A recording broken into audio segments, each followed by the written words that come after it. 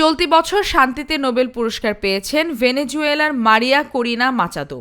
শুক্রবার নরওয়ে ভিত্তিক Nobel committee বিজয়ীর নাম ঘোষণা করে। Have left the country.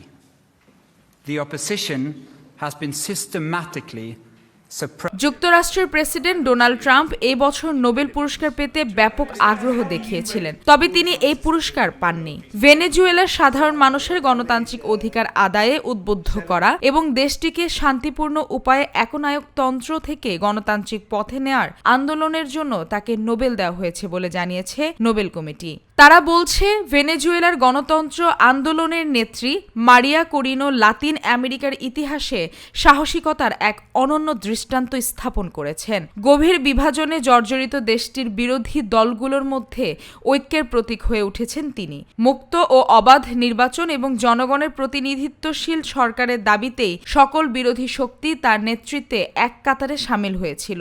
এদিকে সংবাদ মাধ্যম বিবিসি জানায়, এই বছর নোবেল পুরস্কারের জন্য মনোনয়ন দেওয়া হয় ৩৩৮ জনকে, যার মধ্যে ২৪৪ জন হলেন ব্যক্তি আর বাকি ৯৪টি মনোনয়ন দেওয়া হয়েছে প্রতিষ্ঠান বা সংগঠনকে। গত বছর নোবেলের শান্তি পুরস্কার পেয়েছিল জাপানি সংগঠন নিহন হিদানকিও। তারা পারমাণবিক বোমা হামলার শিকার মানুষদের প্রতিনিধিত্ব এবং পারমাণবিক অস্ত্রমুক্ত বিশ্ব গড়তে কাজ করে।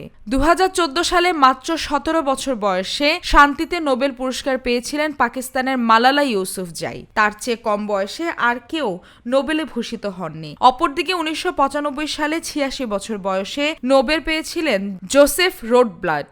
এছাড়া এখন পর্যন্ত ৩১টি প্রতিষ্ঠান নোবেল শান্তি পুরস্কার পেয়েছেন।